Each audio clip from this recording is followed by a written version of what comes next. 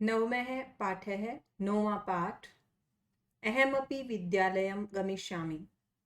मैं भी विद्यालय जाऊंगी। मालिनी प्रतिवेशिनीं प्रति। प्रतिवेशिनीं का मतलब है पड़ोसन, तो ये अर्थ आप यहाँ लिख लें, पड़ोसन।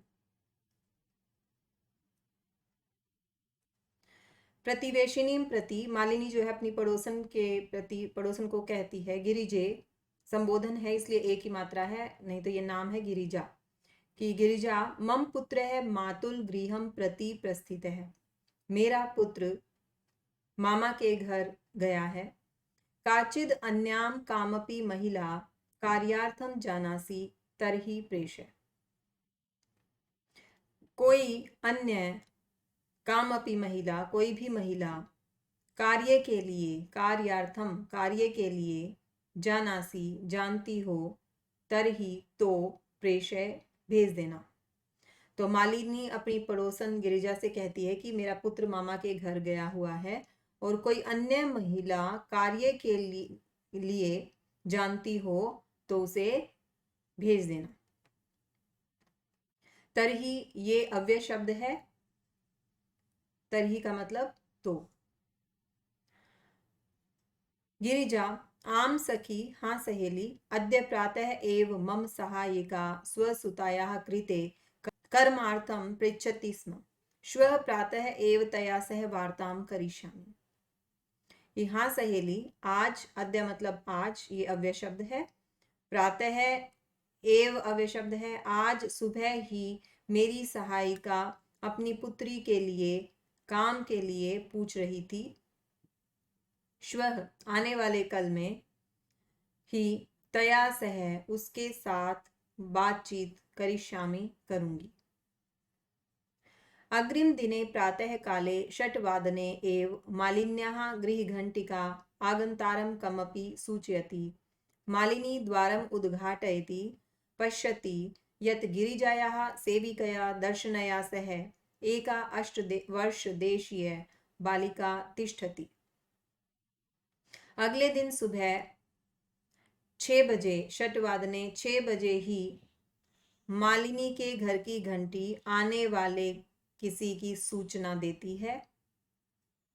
मालिनी द्वारम उद्घाटयति, मालिनी दरवाजा खोलती है। पश्यति यत् देखती है कि, यत् मतलब कि। गिरिजा की सेविका दर्शना के साथ एक 8 वर्ष की बालिका खड़ी है। आप इस तस्वीर में देख सकते हैं। दर्शना महोदय भवती कार्यार्थ गिरिजा महोदयां पृच्छति स्म। कृपया मम सुतायै अवसरं प्रदाय अनुगृह्णातु भवती। दर्शना, ये दर्शना है, अपनी बेटी के साथ खड़ी है। महोदया, आपने कार्य के लिए गिरिजा महोदया से पूछा था, कृपया मेरी बेटी के लिए अवसर प्रदान करके अनुगृहित करें। भवती आप, अनुगृह्णातु मुझे अनुगृहित करें, मुझ पर उपकार करें। मालिनी परम एषा तु अल्पवयस्का प्रतीयते। परम लेकिन, एषा यह, तु तो, अल्पवयस्का कम उम्र की, प्रतीयते दिखाई पड़ती है। किम कार्यम करिष्यति एषा, इसको अलग अलग करेंगे तो दो शब्द हैं, एक करिष्यति, एक एषा। तो क्या कार्य यह करेगी? अयम तु अस्याः अध्ययनस्य क्रीडनस्य च कालः। यह तो इसका अध्ययन और खेलने का समय है। तो इस पाठ के इस हिस्से में आप इन लाइनों में तू देख सकते हैं, ये अव्यय शब्द है, च अव्यय शब्द है, और ये जो स्पेसिफिक कुछ शब्द है, मम, यहाँ षष्ठी विभक्ति है, मम मतलब मेरा, इसमें कोई हलंत नहीं लगता है। अव्यय शब्द और हैं सह, यत, एव, ये अव्यय शब्द हैं। अपि, कमपि में अपि भी है। अद्य और श्व, ये अव्यय शब्द हैं। अब देखते हैं पाठ का अगला हिस्सा। दर्शना एषा एकस्य गृहस्य संपूर्णं कार्यं करोति स्म। यह एक घर का, यहाँ एकस्य गृहस्य षष्ठी विभक्ति है, एक घर का, विशेषण और विशेषण दोनों में षष्ठी विभक्ति आएगी। संपूर्णम कार्यम करोति स्म, सारा कार्य करती थी। स परिवारः अधुना विदेशम प्रति प्रस्थितः, वह परिवार अब विदेश में चला गया। कार्य अभावे अहम एतस्यै कार्यम एव अन्वेषयामि स्म, येन भवत्सदृशानां कार्यं प्रचलेत्, अस्मत्सदृशानां गृहसञ्चालनाय च धनस्य व्यवस्था भवेत्। तो ये दर्शना ने बताया कि यह एक घर का सारा कार्य करती थी और वो परिवार अब विदेश में चला गया है। कार्य के अभाव में मैं इसके लिए कार्य ही ढूंढ रही हूँ। अन्वेषयामी, अन्वेषयामी का मतलब होता है ढूंढ रही हूँ, ढूंढ रही थी, स्म लगा हुआ है तो पास्ट टेंस हो जाएगा। येन, जिससे, भवत सदृशा नाम, आप जैसों का, कार्यम प्रचलित, कार्य हो जाए, अस्मत् सदृशा नाम, और हम जैसों का, गृह संचालनाय, घर को चलाने के लिए, धनस्य व्यवस्था भवेत, धन की व्यवस्था हो जाए। तो यहाँ कुछ शब्दों में विभक्तियां आपको शब्द देखते ही पता लगनी चाहिए। एकस्य गृहस्य षष्ठी विभक्ति है, उसके बाद धनस्य, यहाँ षष्ठी विभक्ति है और षष्ठी विभक्ति में साइन होता है का, धन का, यहाँ पे घर का। संचालनाय, गृह संचालनाय, यहाँ चतुर्थी विभक्ति है, गृह संचालन के लिए, चतुर्थी विभक्ति का साइन है के लिए।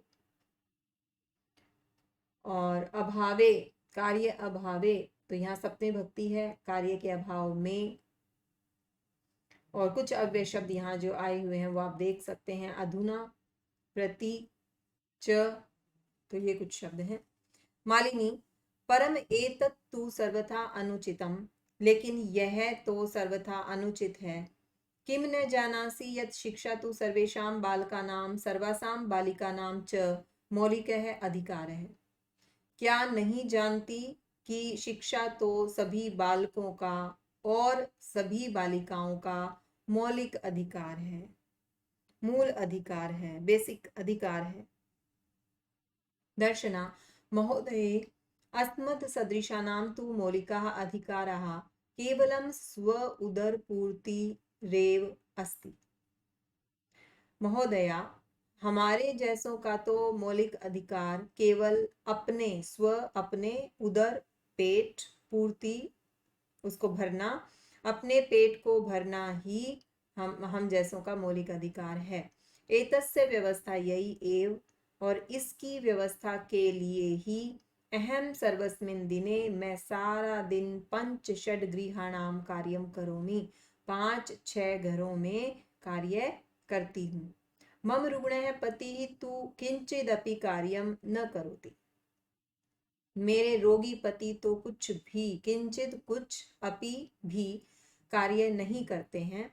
अतः अहम मम पुत्री च मिलित्वा परिवारस्य भरण पोषणम कुर्वः, इसीलिए मैं और मेरी पुत्री मिलकर परिवार का भरण पोषण करते हैं। अस्मिन् महार्घता काले मूलभूत आवश्यकतानां कृते एव धनं पर्याप्तं न भवति, तर्हि कथं विद्यालय शुल्कं, गणवेशं, पुस्तकानि आदीनि क्रेतुं धनम् आनेष्यामि। अस्मिन् महार्घता काले, इस महंगाई के समय में, महार्घता महंगाई,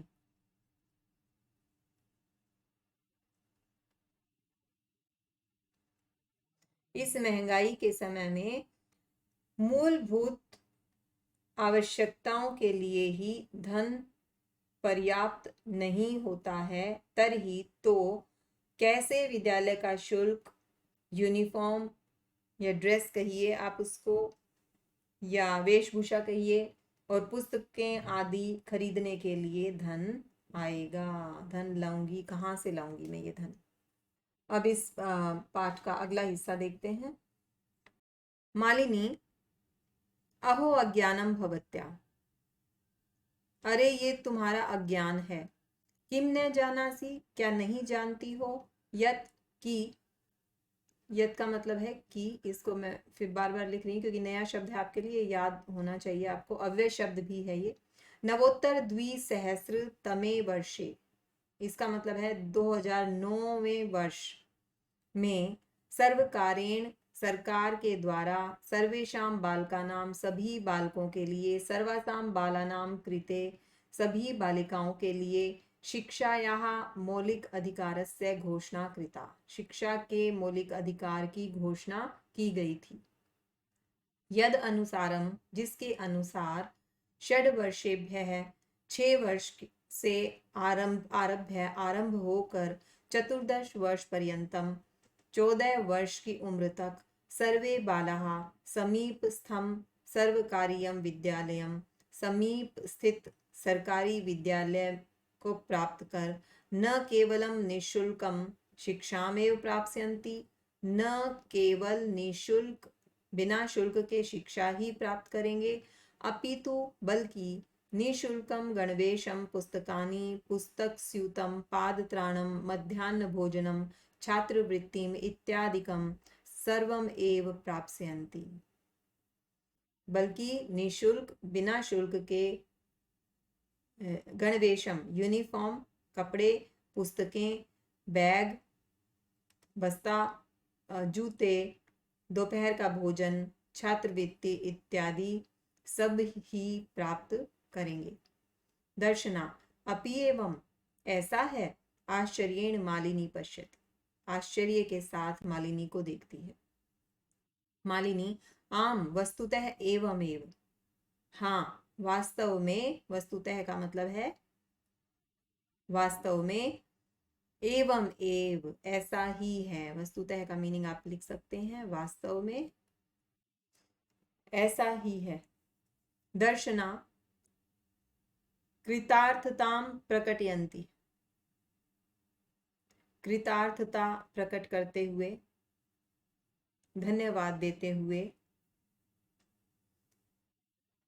अनुगृहीता अस्मि महोदय, महोदया मैं अनुगृहित हूँ, आपकी धन्यवादी हूँ, आभारी हूँ, आभारी आप लिख सकते हैं, अनुगृहीता का मतलब है आभारी।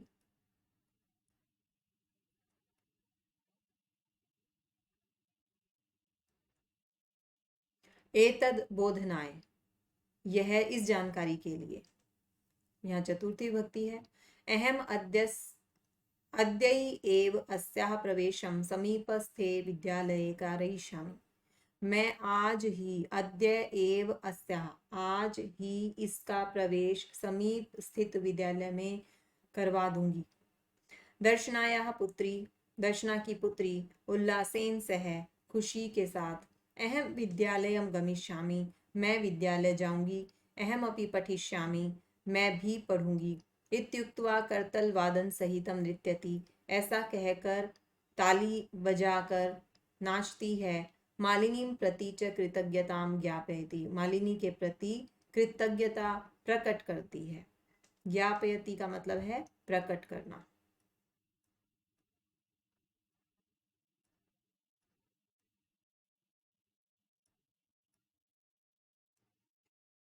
तो कुछ जो अव्यय शब्द हैं वो आप आराम से अपने आप इसमें से ढूंढ सकते हैं। न अव्यय शब्द आएगा, इसके बाद यहाँ पर जो अव्यय शब्द आए हैं, इति अव्यय शब्द है, सह अव्यय शब्द है, च अव्यय शब्द है, प्रति अव्यय शब्द है, तो इन शब्दों को आप यहाँ देख सकते हैं। आम अव्यय शब्द है, अपि अव्यय शब्द है, एवं अव्यय शब्द है। इसके बाद फटाफट से एक रिवीजन शब्दार्थ की करते हैं।